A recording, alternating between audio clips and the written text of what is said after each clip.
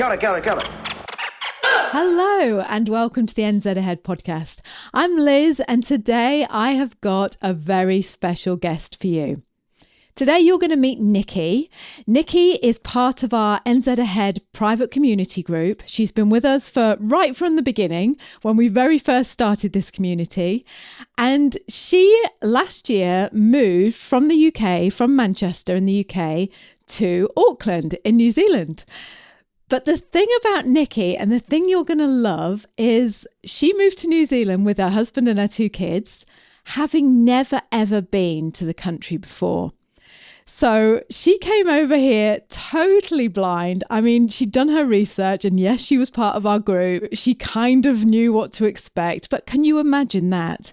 Can you imagine flying thousands and thousands of miles across the other side of the world to start a new life, new job, new school, everything, and having never been to the country before? For those of you who know our story, you'll know that Brian had never been to New Zealand before, but at least he had me. I had been, and at least I could tell him stuff about it. But Nicki and Ollie had nothing to go by, only by what they'd read on the internet and by what we told them in the community and on podcasts and videos and things. This chat is all about how they settled, how they found New Zealand to be, what it was like to leave their parents in Manchester in the UK, how the kids took to it. Nicki talks about what Auckland is like, whether she's found a sense of community, and whether New Zealand has turned out to be this lovely, perfect dream that she hoped it would be.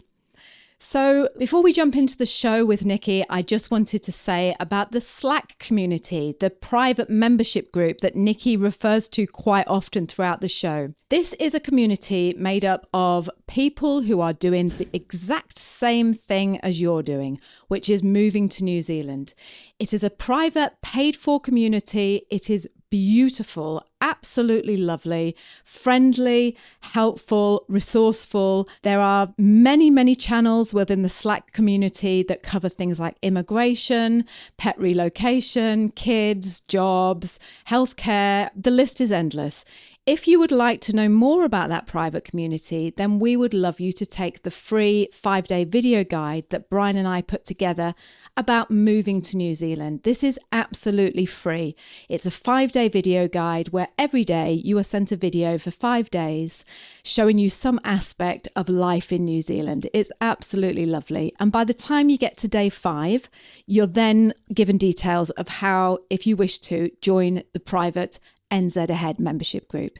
So that's that. So take the free 5-day video guide, get to day 5, and if you're thinking, I'm serious about moving to New Zealand, I want to be surrounded by people who are on the same journey as me and who can help me and support me, people like Nicki and everyone else that you've heard interviewed on this podcast, then head on over to www.nzahead.com/free. That's www.nzahead.com/free. Okay, let's jump into the show and find out what Nicki thought about New Zealand. Got it. Welcome to the NZ Ahead podcast. Everything you need to know about moving to and living in New Zealand. There's a whole world here. So nice to be with you again. We call it Aotearoa around here, bro. You'll be right. We are your hosts, Liz and Brian. Amazing New Zealand in the southern seas. See, that's where I belong. That's home. Okay, welcome Nicki. Welcome to the podcast. So excited to have you here. Thanks, Liz. I'm really excited and a little bit nervous about doing it, but I'm looking forward to getting into it all.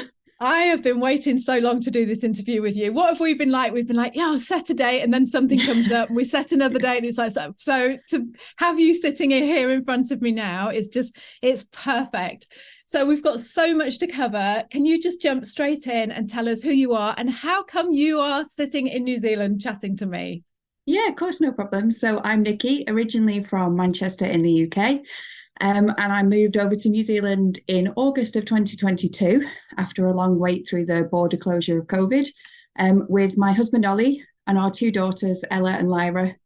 Ella is 8. In fact, she's 9 tomorrow. Oh. So before I joined this call, I was making cakes. So got all that fun of the birthday party tomorrow. And then Lyra is 5. Right. You're a true Kiwi, aren't you now? You're making cakes before a Zoom call. That's impressive, that is. Yeah, I love a bit of baking. Oh, I can't wait to jump into this. And do you know what? I love your accent. I'm from Preston. I was born in Preston in Lancashire. And there's something about talking to a northerner that just, I don't know if it like brings up feelings of when I was a kid or whatever, but instantly I'm just relaxed when I speak to you. It's so lovely. I love your accent. I can't get enough of it. Yeah, well, we were very close to each other because I was in Bury. Although if I'm saying it properly, I should say Bury. Bury. Right. So is it true that you've never been to New Zealand before you emigrated? No, we hadn't. So we were one of those sight unseen people who just decided to, pack up and come over just on the basis of internet research and from talking to other people who'd been to the country. Spending many, many hours on YouTube, doing your lovely video guide, which I feel like was such a monumental moment for us sitting down. We sat down and we watched the little 5-day video guide that you do. Yeah. And it was at that point that I think that week we decided to sign up with New Zealand Shores, start doing everything in preparation, told our families. So yeah, whenever I hear you say on your podcast about the 5-day video guide, I think about sitting with my kids watching it on the bit where you got ice cream and then their little faces lighting up. Oh, lovely. Oh, that's so nice. I feel like we've been on this journey for a long time, me and you. So it's great to finally just sit down and get your story. So Nicki, what do you do for a job and what does Ollie do for a job, first of all? So it was Ollie's job that brought us over, not from the point of view that he was moved in his job or anything. We decided to actively look to move to New Zealand, but he's in commercial building surveying and project management. So we're quite fortunate in that he's on quite a few of the shortage lists. So it was pretty straightforward for him to get a job, really. We were really, really lucky with that. And then Ollie's had a very straight career path and mine has been very winding. So I started off as a high school biology teacher, and then I moved to carrying on with the teaching, but to do more of the careers guidance for the students. So that's what I've kind of spent a decade doing, helping them prep for university or decide what job they want to do. And then since we've moved over, because we don't do things by halves, I've had a complete career change. And at the moment, I'm an office manager for a recruiter in Auckland. Right. Okay. I always think when people say they're high school, did you say physics teacher or science? Biology. Teacher? A biology teacher. Yeah. I always think I don't know, when I was at high school, the biology or science teachers or physics teachers, they were all like, I don't mean to be too hysterical, but they're all like, what you're going to say. Do you know what I mean? Yeah. Like really old men with like little glasses and just like little brown cardigans. And I just look at you and I think, wow, it's just, you must have just been such a breath of fresh air walking into a high school and going, oh, hello, I'm here to teach you biology. It's just. Yeah, well, that was one of the strangest things, actually, because I went into teaching straight from university. So I was 21 and I was teaching 16-year-olds. So there wasn't a huge amount of age difference. When I think back now, it kind of seems mad that I was actually let loose and allowed to teach 16-year-olds. So I think that's part of the reason why I've moved slightly away from teaching. There's lots of reasons, but I always felt that I wanted to be at a stage of life where I could relate to the pupils that I was teaching. And that was something I had an amazing time in high school, absolutely loved it. And so I always wanted to have that connection to the students. And there's lots of people who can do this and get to 60 and they're still amazing teachers, but I never felt that was going to be for me. I always felt that by the time I was 60, I would have got too far away from the demographic that I was teaching. And I always wanted to be able to relate to them and then to relate to me. I never wanted to be needing to be put out to pasture, maybe, at the end of my career. Yeah. And what better, what better way to, if you were at school doing high school, like I say, and a 21-year-old comes in and teaches it, it's like you would feel that connection to them, wouldn't you? Because it'd be like, oh yeah, this person is, has only just got all this information, and you can, I don't know, it's just that age thing. You, like you say, you can relate to someone like that. It's just, I would have done anyway. I never related to any of my older teachers. I just, looking back, they were probably only about 30, and I thought they were like ready for the box, you know. So, you know. Yeah. I know that is the risk when I think the day you walk into a classroom as a teacher, it does like add a decade to your year, because all of a sudden everyone views you as older. Do you know what? I was really lucky. My high school teacher, in theory, was one of those slightly old fuddy-duddy men. And he used to walk into biology and he wouldn't have a lesson plan. He didn't even teach us most of the curriculum. And he just used to lecture. But honestly, it was the best couple of hours of my week. I just loved it. And he was the reason actually why I went into teaching, because he was just so inspirational and he just could talk about anything. He was so knowledgeable. He was like an encyclopedia. Yeah, and I've been actually really, really lucky. So I've spent the last 10 years working in a girls' school before we moved to New Zealand, and doing the careers and doing science with young women is such a massive privilege, to work with young women who are deciding what they want to do and to try and help them and guide them. I've got a huge passion for working with women in science and helping women achieve things in their careers. It's massively important to me. So I've been really, really lucky to be able to do that as well in education. Oh, that's wonderful, Nicki. A big shout out to you, because, and all teachers, you know, I thank you with all my heart, because it's just like to give yourself to a career that is so giving, you know, so unselfishly giving to other people. It's just, thank you for everything you do. It's wonderful. No, honestly, it's a privilege to do it. And I was really lucky to work with amazing colleagues as well. Like, some of those teachers are incredible. I could only wish to be as good as they are in the classroom. Yeah. So let's go back to England then. So you've obviously you're very happy in your job. Ollie, you know, you've got this home in Manchester, and you were very close to your mum and dad, weren't you? You live in quite close. What made you suddenly think, I know, I'll move to the other side of the world, having never been there before? Why New Zealand? You know, why not somewhere else? Why New Zealand? So it's a long-winded story, really. And I suppose for other people looking in, it maybe did look sudden.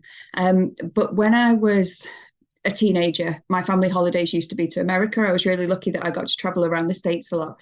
And I often used to think, wow, people get to live here. They get to live in this warm weather. They get to live by the sea. And so it's the idea of living outside the UK is something that's grown in me for probably 2 decades. It's not a sudden thing. But as it happens with a lot of people, I guess, I was sensible in that I went to uni and then got a job and a training career and everything straight out of university. And then we got married, then we had kids, and we were very happy in that. You know, we extended our house, we remodeled it, we made it exactly how we wanted it, and we were perfectly happy. But there was always this thing that had been there since I was maybe 12 or 13 about living by the sea, living in a warm place, and having a more outdoor lifestyle for myself and also for my kids as well. And it was something that never went away. And often, weirdly, the time that it would hit me most would be in the British summer.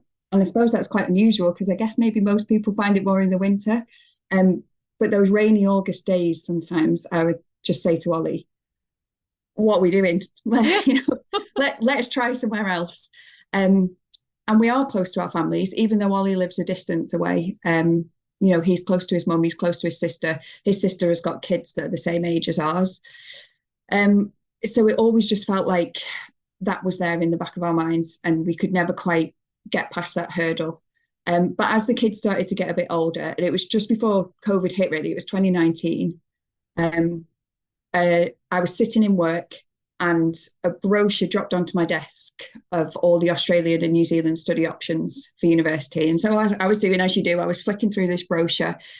And when I was younger, I always wanted to do marine biology. That was one of the reasons why I'd gone down the biology route. And I just suddenly thought, I could move to Australia, I could move to New Zealand, and I could do marine biology if I wanted. Why have I got this idea that my career path is set, that my life is set, and that we can't change it? So I walked to the staff room at break and I said to my friends, I'm very lucky that I worked again with just amazing people and I had some really, really close friends. And I was like, that's it, I'm moving. I'm going home tonight. And I'm telling Ollie that we're moving. I've decided. And so I went home and I said to Ollie, look, you know, what do you think about the idea of moving? I know we've spoken about it on and off all this time. And for the first time, he said, yeah, I think we should really look into it. So that was kind of 2019. We did lots of research about Australia and New Zealand and Canada, kind of the typical places, being slightly nervous about language. Ollie's a good linguist, I am not. So we were looking mainly at English speaking places. And yeah, towards the end of 2019, I think we decided that we were going to, in 2020, do a recce, come to Australia and New Zealand, do a nice little trip round, have a see what everywhere was like. And then obviously 2020 happened. Yeah. Oh. Yeah. And so that's how we got there, really. So although it was sudden in one way, and I know it did take our families by surprise, for me, it wasn't sudden. Yeah, yeah. So it's been a and this is the thing we often talk about on the Slack group, isn't it? Is people come and say, oh, I've had to tell my family this week and they haven't taken it well. And that is because in your mind, like you just said perfectly, you've been planning this for years, maybe decades in the back of your mind. But to them, it's the first time that they've heard it. And no wonder it's a bit of a shock. Like, you know, because... And I think even when you've spoken to them and maybe tried to put the feelers out, test the water, see how they're going to respond to it. I think as humans, we're very good at putting out of our minds what we don't want to think about and don't want to hear. So I think that can also be difficult as well, because you feel like you have mentioned it maybe in the past, or you have said things and they've not really heard it, or they've dismissed it, understandably, because, you know, a lot of people don't want to contemplate their family moving across the world. So I do think that aspect of it is really difficult. I know for a lot of people on the Slack group, and certainly for me, us telling our families and kind of wanting to help them through the hurt that they feel, but also appreciating that you're the source of that hurt, so you can't really help them. I think that is probably the most difficult bit of the whole move. And I know everyone in the group finds the same. Yeah, yeah. And we're going to talk about, we'll come back to that in a minute, about what, you know, the tips that you can give for people keeping in touch and things like that, especially from the UK, because it's such a long way away. Yeah. You know, you can't get any further away. And it's like, oh, really? Couldn't you just move, you know, to France? Yes, my brother said exactly that. He was like, if you want sun, could you not think about Spain? And it's just... Oh, Nicki, it's so hard. My family said the same. They're like, you know, Wales is really nice, or Ireland. And you're like, oh, I don't know. There's just something in you when you want to move. We've always said it on the group, haven't we? We're adventurers. And it's like, you're not going to quash that flame inside you until you've done what you've done. No, and part of the reason why we settled on New Zealand is because it is far away from everywhere. I know that sounds a really paradoxical thing to say. Ollie and I went to Hawaii on our honeymoon, and I remember just loving that feeling of, obviously your honeymoon's a different kind of holiday because you've just gone through a wedding and it's such an amazing experience. But I loved that feeling of being on a tiny little island in the middle of the Pacific, away from everything that I was used to. And New Zealand obviously is a lot bigger. You're not going to get that Hawaiian island culture. But I actually love that it's totally different. I love that Asia is our nearest continent. Flying over and doing the flight tracker, you know, when you can do that on the plane. I was just thinking, I'm flying over places here that are literally only in theory to me. They're theoretical places. I've never experienced them. And so moving to New Zealand gives me access to all of those places that I've never been able to go before. And so that's actually part of its appeal, weirdly, is that it's far away. Yeah. I totally understand where you're coming from. Me too.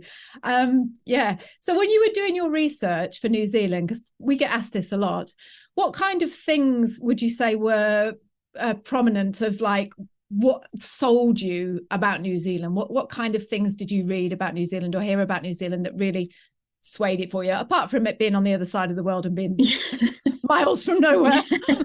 Get me as far away as possible. I honestly don't feel like that. The natural beauty of it, I think, in this world of Instagram and YouTube, you can't get much better than New Zealand on that. I mean, it is just an incredible place. You can just be driving around a perfectly normal road and you'll go around a corner, and I still multiple times a day have those moments of, oh my gosh, this is actually where I live. How incredible is this place? And then I did speak to quite a lot of people who've got family in New Zealand or who have been here themselves. And the thing that came across was just how friendly the Kiwis have got a reputation for being. And so those two things, I mean, Ollie's a geologist, I'm a biologist. So again, in terms of places to go, New Zealand is just an incredible place for the things that we're interested in. yeah, it was everything. The more we researched it, the more we just felt this huge tug, which feels ridiculous from the other side of the world when you're only doing, internet research. But we just felt this huge pull towards it as a place, as just, yeah, that's where I want to be. And I've kind of learned over the years I should listen to that. I remember having that when I went to look at unis.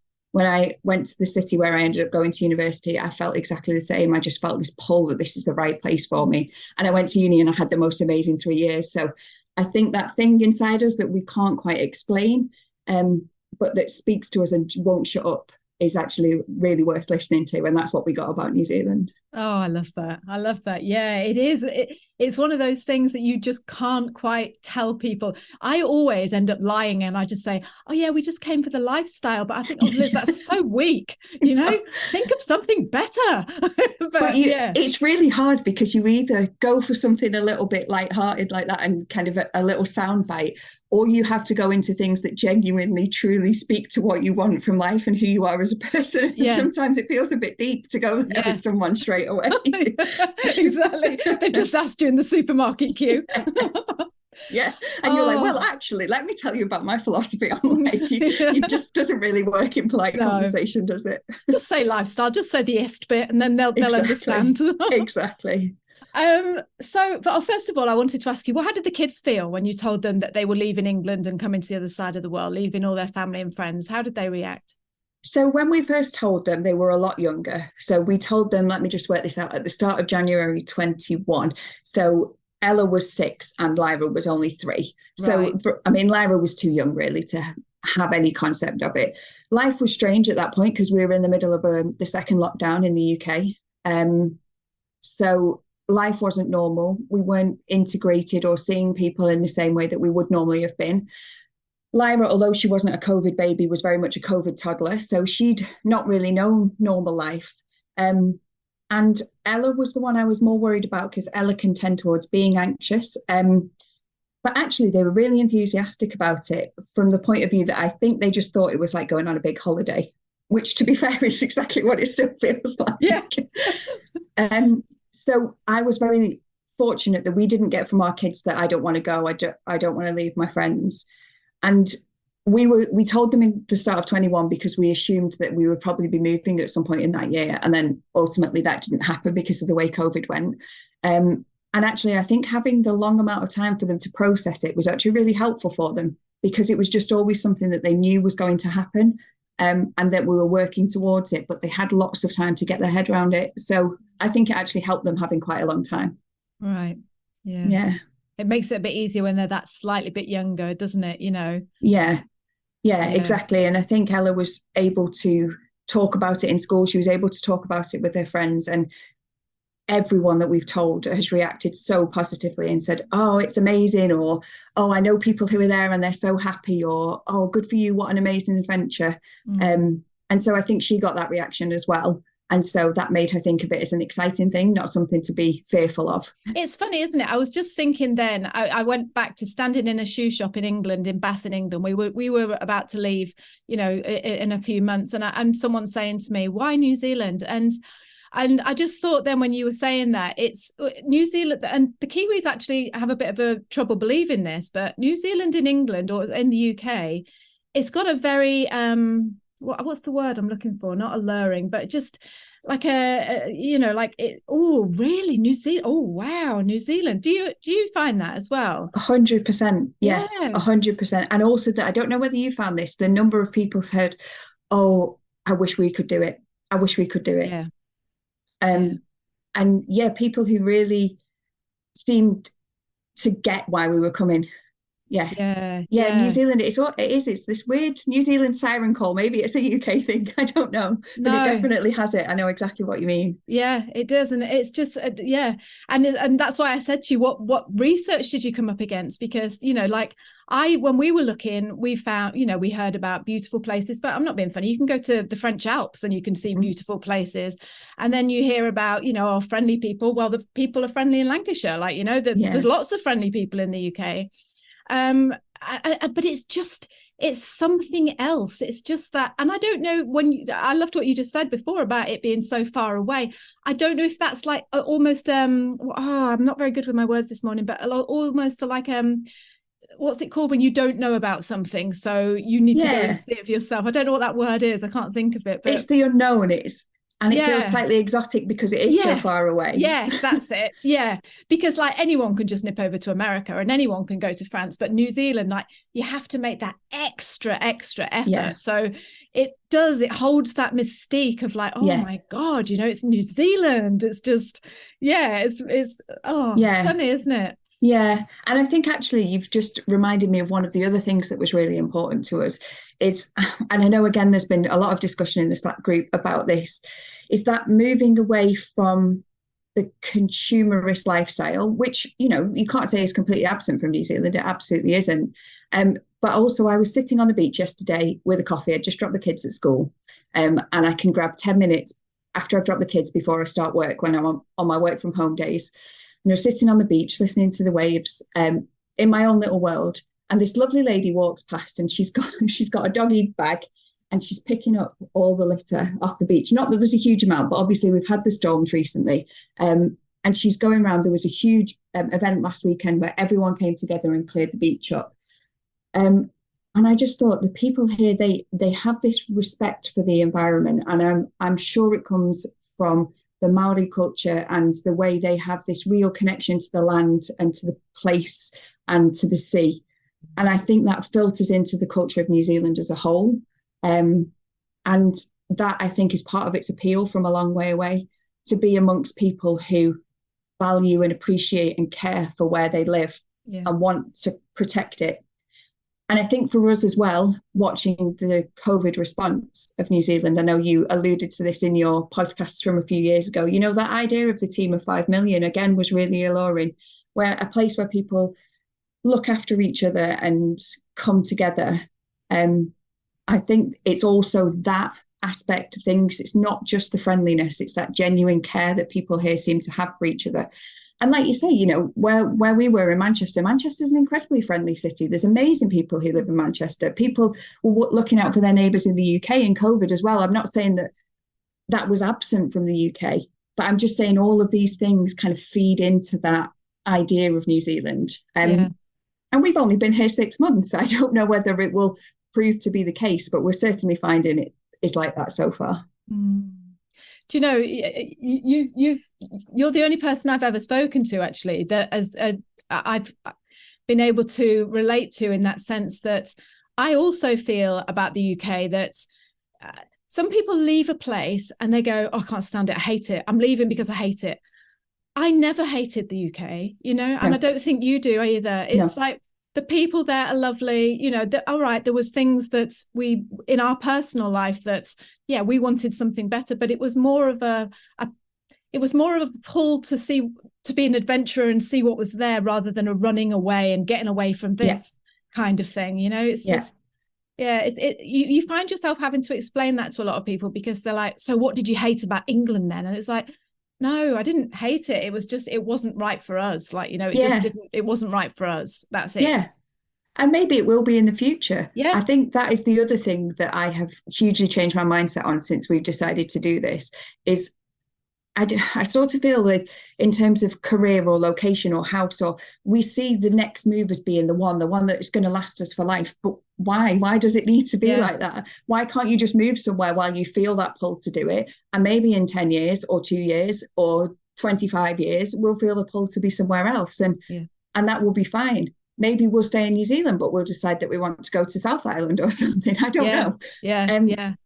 But I like that kind of breaking off the blinkers and thinking, this is what's right for us right now. And I'm not going to overthink it. I'm not going to think too far down the line and all the implications. We're just going to enjoy it for what it is now, and enjoy the fact that we're in this amazing country. We've found the people here so welcoming. So many people would love to do this and can't because they either can't get the work visa or they don't, it costs a lot of money to do this.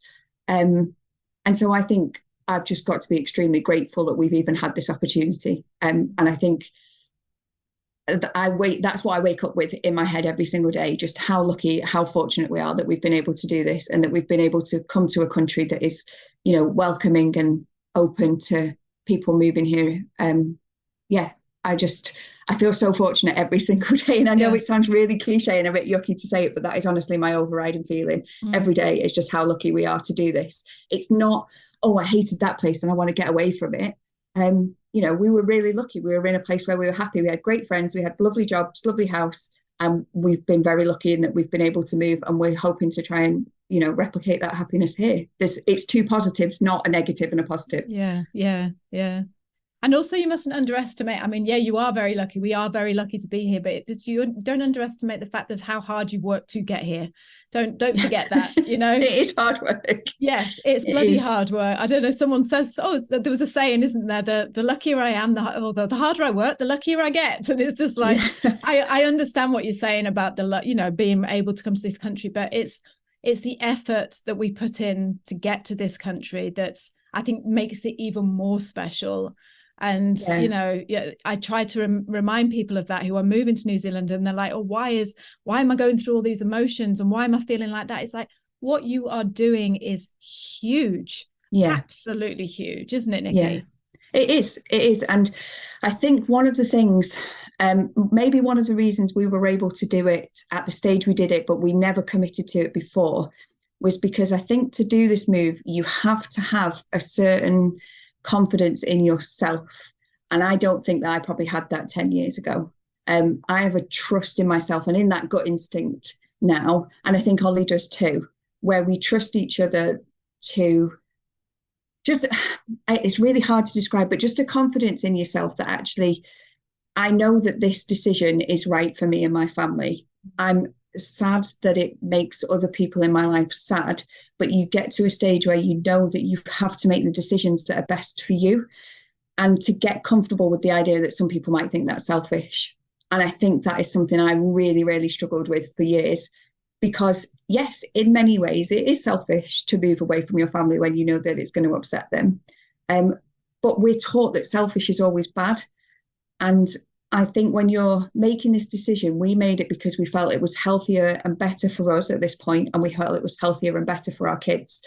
So actually that side of it isn't selfish. So it's really, I still feel very sad that it's hard for the people in our life that we moved away from. And I wish that wasn't the case. But I got to the stage where I had to be comfortable with the decision we were making. And I think that confidence maybe comes later for some people. And I think for me and Ollie, it came later. I don't think we had it 10 years ago.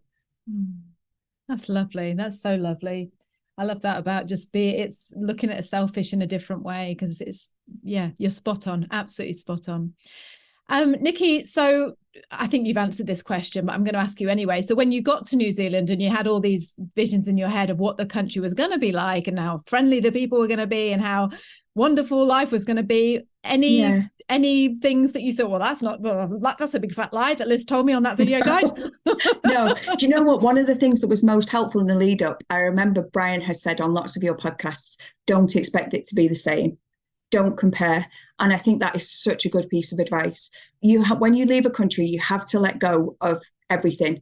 And again, I think the 2 years that we had building up to this actually was very helpful, because we were able to gradually snip all of those threads. And sometimes it was difficult because we felt like the thread was snipped but still hanging on. Yeah. Because we obviously didn't know when we were going to be able to move, because we didn't know when borders were going to reopen. But you have to let go of the country that you've left, and you have to embrace the place that you've moved to. But we came across the old Kiwi kindness the first day we were here. We'd woken up in the morning, jumped on the ferry from where we were staying over to Auckland CBD, and we met this lovely Kiwi lady. And the first thing she said was, hi, started chatting to us. We said, we've literally just moved here last night, we arrived. And she wrote down her number and gave me a number and said, if you need anything, if you need anyone to show you around, let me know. And then her and her girlfriend were making this kind of butter, like body butter, and it was just the start of their business. And she gave me this little sample pot of body butter that she had. And she said, here, have some of this. It's our new business. See what you think of it. I'd love you for you to try this. And she just gave it to me for free. And we were only on the ferry with her for 15 minutes. It was beautiful blue sky. Auckland CBD looked incredible. And from that moment on, I just feel like it was like, oh, this place has so far more than surpassed what we were hoping for.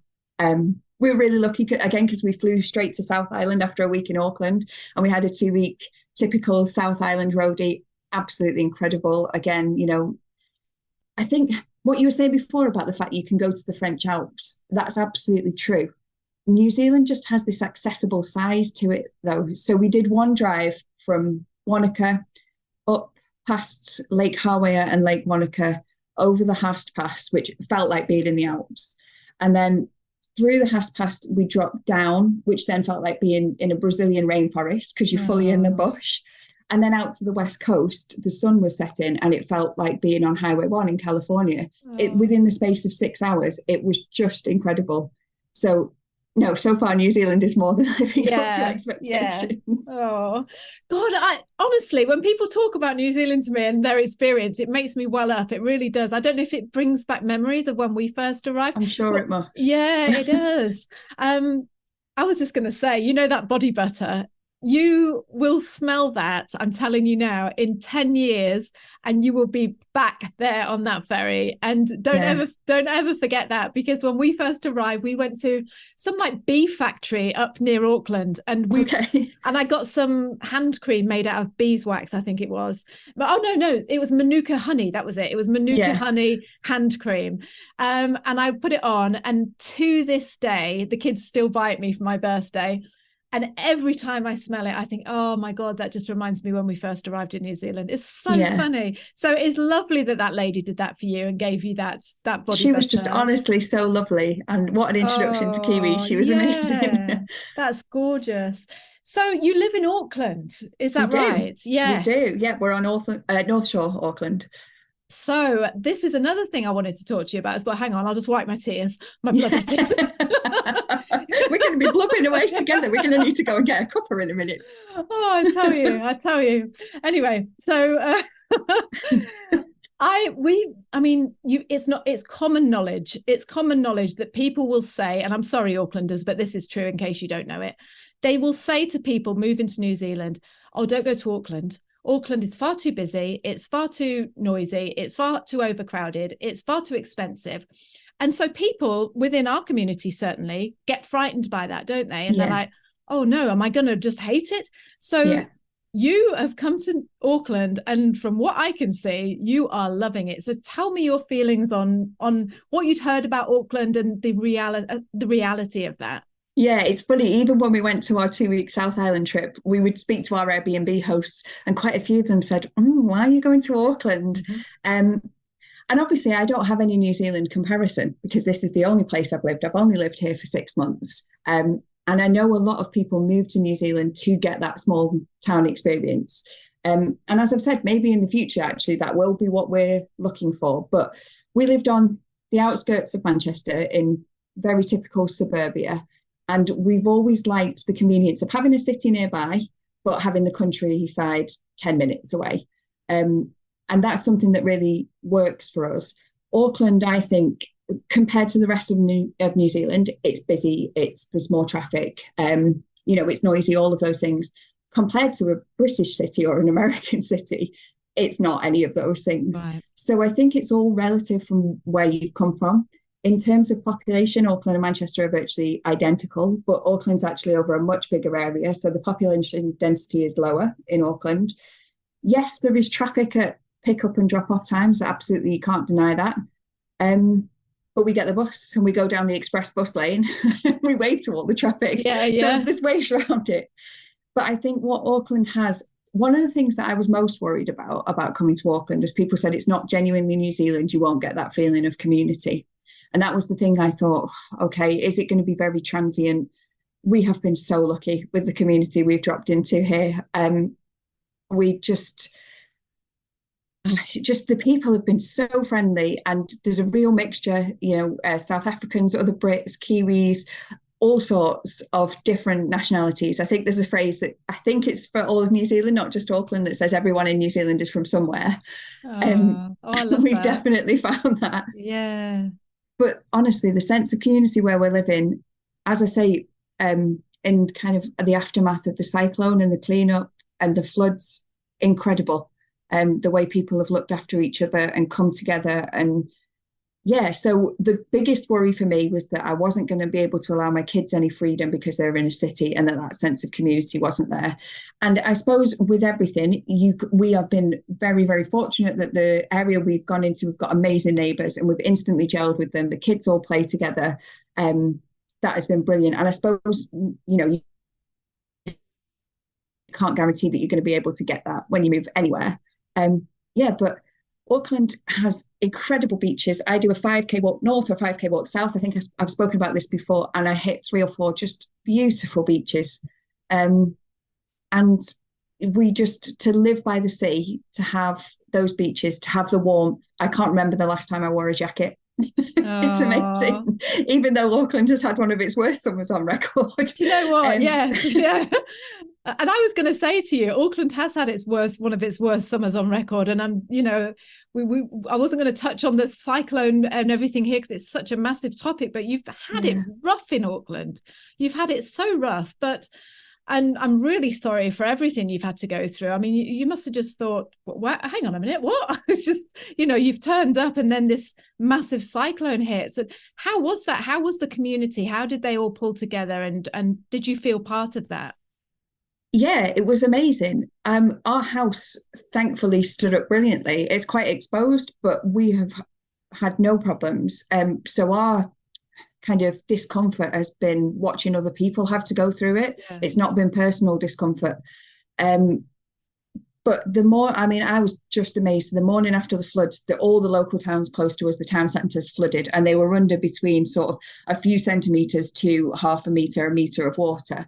And I drove through them 2 days later, and you would not know the amount of work that people did. People were walking through the local town at 8 o'clock the next morning after the floods at the end of January, with their brushes, with bags to clean everything up. They were getting involved. The cafes were back open by midday, and they'd been underwater the night before because people just came. It was honestly incredible. So certainly if anyone is worried that they won't get that sense of community in Auckland, or they won't feel that they're really integrated within the country, I haven't felt that at all. And like I say, I've got no frame of reference, but I haven't felt it. That's so good to know, Nicki. I never forget, because like I say, you were obviously very active in the community, and you would say before you came to New Zealand, but what if, like, what will we do if I'm working, and what will the kids do after school, and what will they do in the summer holidays? And I remember saying to you, honestly, it will be fine. People take their friends camping, they take the kids off and they go camping with them. And then I remember you posted this beautiful post in the community Slack group, and you said, I'm sitting here and a neighbour has just climbed over the fence, the kid's neighbour has just climbed over the fence to come and call for my kids, and I couldn't be more happier. I remember reading that and thinking, yes, that's it. You're there, girl, you're there. So yeah, it was an amazing moment. That it still makes me feel emotional thinking about it now, because obviously when you make the decision to move your children out of a place they're happy with, that comes with a lot of soul searching, and it comes with a lot of worry. And I know certainly the week leading up to us leaving the UK, that was Ollie and I's biggest fear. And we kept having to say to each other, no, let's not do the what if this goes badly. I remember saying to Ollie, actually, we're worried about taking the kids away, but what happens if Ella's meant to be a champion surfer or something? Yeah. And she would never be able to do that in the UK. So we've got to think positive. But that was always my biggest worry. And then when we've got this little group of neighborhood kids, and they just move from one house to another, they had the absolute time of their lives over summer holidays. We barely saw them. They were all playing together. They had this freedom and independence that we've never been able to give them before. And yeah, it's everything that we could possibly have wished for. And Ollie's parents, his dad moved to Houston when he was a teenager, and his dad and stepmom had warned us. They said people think the hardest bit is going to be at the start, but actually sometimes it can be between the 12 and 24 months period, which obviously we haven't hit yet, because everything has settled down. You're not the new people anymore. You've not got that adrenaline still going, but you're now like, okay, are we settled? And maybe that's waiting for us in the future to feel like that. We're only 6 months in, but we are so much more settled than I ever expected us or hoped that we would be at this stage. Oh, yeah. That's fantastic. And what I was going to say before, and I never got to, because it went out of my mind, but what I was going to say to you is me and you have chatted before on Zoom when you were in the UK. We did a private podcast for the members. Yeah. You look 20 years younger than when I spoke to you. You look amazing. You look lovely, honestly. So New Zealand must be doing something very good for you. It's just, you look gorgeous, really lovely. Bless you. Yeah, no, you do. Honestly, those moments on the beach when I just get to sit and listen to that sound of the sea. I don't know, I think as humans, we've come away from that. We've come away from that soothing. We have to play it through the Calm app, if we want sea sounds. Whereas now I pop down to the beach. We've been incredibly fortunate. We've seen the dolphins go past, all of that stuff. It's just, it's that connection again with where you live in. I feel it so much here. And I have always been a person who, if I'm by water, I'm happy. Get me to the water, be it a lake, be it a river, be it the sea, whatever, get me to the water. And we have that here, and it is so freeing. Quite often in the evening, I'll just go for a half an hour walk. And again, just to be with the sound of the waves, it's just, it's so wonderful. And I think all of that lifts you, and well, it certainly lifts me anyway. So yeah, if I'm looking more sprightly, let's credit the sea. Yes, yeah, 100%. And that's part of the Māori culture, or that they say, go to the sea and get your energy, or go to a river and get your energy. So it's obviously working for you. So lovely. Now, not meaning to put a downer on it, but let's just get into the nitty gritty. It's a beautiful country and it's a lovely country, but you are at the other side of the world. Has there been anything where you've just thought, oh no, I don't like this, or I can't cope with this? Or has there been anything that you've come across that has been, you weren't expecting, like emotions or anything really? Do you know, I keep almost waiting for the other shoe to drop, because I am aware that nowhere is utopia. Everywhere has got its problems. And I'm sure the longer you spend in a place, the more, you see those things. Managing the fact that we're away from people at home, the time difference is a huge thing with the UK. That is definitely something that's difficult. And I know my mum really struggles with that, because it means that you can really only speak at the start or the end of the day. Whereas before you might have been nipping to the supermarket at 2:00 in the afternoon and you could give each other a ring. And so that bit of it is definitely hard. And the same with friends. It is hard. Two of my very close friends back in the UK have got engaged over Christmas. My brother has got engaged 2 weeks ago. And I'm so happy for all of them. One of my other friends has had a baby. All these life events, it's hard being away from them when that happens, because there's no substitute for running up to those people and, giving them a hug and sharing that with them. So I would say of everything, that is the thing that is most difficult. But again, because we had such a long time to prepare for this, I had mentally prepared myself for how that's going to feel. And so I would say it's difficult, but it's not all consuming. So it doesn't detract from why we're here. It doesn't make me second guess why we're here. I think all of those reasons are still very much in my mind. And I've come to terms and made peace with the fact that in making this decision, there's no decision where you purely gain and you don't lose anything. In every decision and every change, there's good and bad. And I think because we had such a long time to prepare for it, we have made our peace with that. So generally, I'm finding the other shoe hasn't dropped yet. I still just feel so enthusiastic and positive about being here. There are things that are difficult about being away from friends and family, but I feel like I'm okay with it. How do you cope with, what do you, have you got any tips for people who are coming from the UK? Because we always say, oh yeah, Skype and everything like that, or FaceTime. Yeah. Have you got any tips, or how do you cope with it? So I've always been a big texter.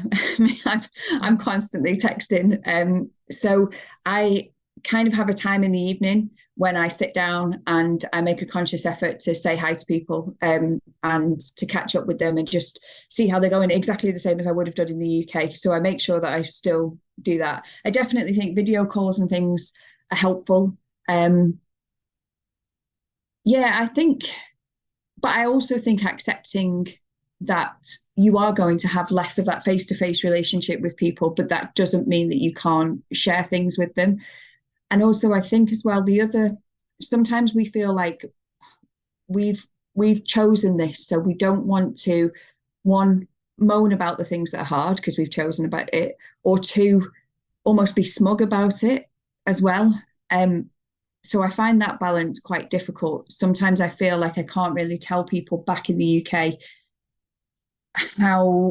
exactly how we feel about it, because I almost feel like I've forfeited my right to do that. I don't know if you find the same. Yes, exactly the same. Yeah. I think, do you know what I miss is just when you're back in England with your family and your friends and you're moaning about the line in, or the queue in Tesco's or whatever, or, oh yeah, he cut me up in the traffic, or I don't know, mum's done that, or you moan it. You just have a little, like families do and friends do, but over here, and you speak to them and you feel like you can't have a moan because immediately, for a start, if I say anything to my brother, for example, if I say, oh, this or that, or I moan about something, he goes, why don't you just come back? The first thing he always says is, why don't you just come back? So you feel as if you can't, like you say, you can't moan or complain because exactly like you just said, it's like, well, it was your choice. But yes, it was our choice, but we've still got lives. We still have things to moan about. We still come up with problems, but I personally don't feel like I can go to them with those problems anymore because it just feels like I'm going to get the same answer, which is just come back. If you don't like it, just come back. Yeah. I find it harder from the other point of view, that I feel I can't show that I'm happy, because I almost feel that I want to be like, yeah, we're really happy. Sorry, we're really happy. I almost feel this. Yeah. Yeah.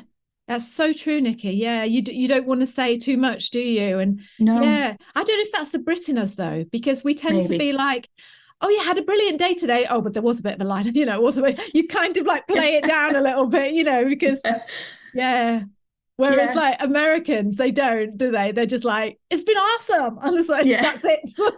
Exactly. End of sentence. Just, I'm not going to apologize for that. I'm not going to add any like caveats. It's just, it's been awesome. Yes. We need to work on that, I think, as a nation. British nation needs to work on that. Yeah, definitely. Well, this is, oh God, it's just lovely. Your enthusiasm and your energy has just been absolute. It's contagious. It really is. It's just, I'm almost trying to find things to just, because people always say it can't be that good, but actually you're sitting here and you're a prime example of the fact that why moving to New Zealand is great for you, for your life sort of thing. And like I say, no change is going to be 100% positive. You're not going to gain in every single area. You do have to accept in doing it. There's some things that you will miss out on. And I'm not kind of completely blinkered about New Zealand. And like I say, I don't expect it to be utopia and to be perfect, because nowhere is. Every single place has got its problems and its issues. But yeah, I think the gratitude helps that. I know we've spoken about that before. And I love our chats. I just feel like we've been on this. You've been with us kind of right from the start of this journey, and then through the creation of the Slack group, and we've just consumed every bit of content you and Brian have put out there. When I go for my walks on the beach in the evening, it's often you and Brian that I'm listening to. So even though we've only spoken a handful of times, I still feel like, yeah, you and Brian have just been there on that journey with us and championed it. And I feel one of the things that the Slack group has given us is that space to talk about all those things that we've just said are difficult to talk about back home, because you are in a different place mentally when you're doing something like this. And I think the group is such a huge support, because there's other people who are mentally in the same place as you, and you can say those things, that you wouldn't maybe say to friends or family because you feel guilty about it, or you feel that you can't talk about it.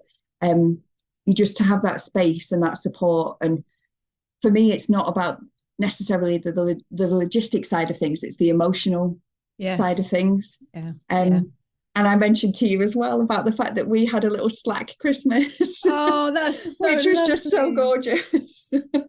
You met up with, who did you meet up with? Ginger and Greg and their 2 kids. Yeah, they came to our house. We all had a lovely day. We ended with the kids in the sea on the boogie boards while we kind of sat and watched them. It was just, we did the full Kiwi experience, barbecue and beach Christmas Day. Yeah, and it's given us those friends and those people to meet up with. And I think that's maybe why we felt like we've had a community that we've been able to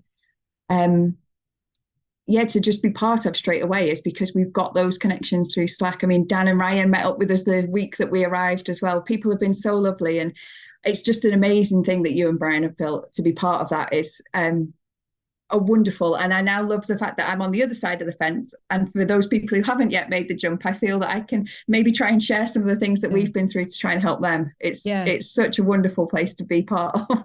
Oh, I'm feel so lucky to have you in that community. I really do. It's just, oh, you and Brian have done such a good thing. Thank you, Nicki. Thank you. And Brian phoned Ginger up actually yesterday just to check on her after all the cyclone and everything. And he was like, just wanted to offer his support. And he phoned her and she said exactly the same about you. She said, you know, me and Nicki have become such good friends and the kids get on so well. And she just said, it's just been wonderful to know you. And just, you seem to have made a really lovely connection. Yeah. I think we were in similar timescales and we've got similar age kids, and I think we've moved for similar reasons. So yeah, it's been amazing to have that kind of ready-made people that you know, that you've spoken to beforehand. I think that's hugely helped with us integrating, and part of why we feel so settled. There's just such lovely people in that group. It's such a supportive place to be. Oh, that makes me really happy. You know what they say, though, like attracts like. So I always think, it's just like this big magnet of, they're just lovely. Me and Brian couldn't ask for better. So before I let you go, I just want to keep talking to you all morning, but before I know we could just chat away. I know, it's just so easy to talk to. You're so easy to talk to. But for anyone coming from the UK, have you got any tips, especially people who haven't been here before? Have you got any tips or anything that you want to say to someone who's moving from the UK over to New Zealand? I think be prepared for how expensive the whole process is. You know, that does cause us concern sometimes, is that the money just feels like it's flying out the door. And, you know, you pay for your work visa and then you arrive and then you immediately are starting to pay for residency visas or whatever it might be. You know, it is expensive. So I think as a process, it's expensive, or at least certainly the way we've done it is expensive. Maybe some more clever people could get around it a bit more than we have. So I think that's one thing to be aware of, that it is a huge financial commitment. I think going back to what Brian said, get rid of the expectations of where you've come from and embrace where you are now. Things will be different. Some things you might find frustrating, but focus on the things that you're gaining rather than the things that frustrate you.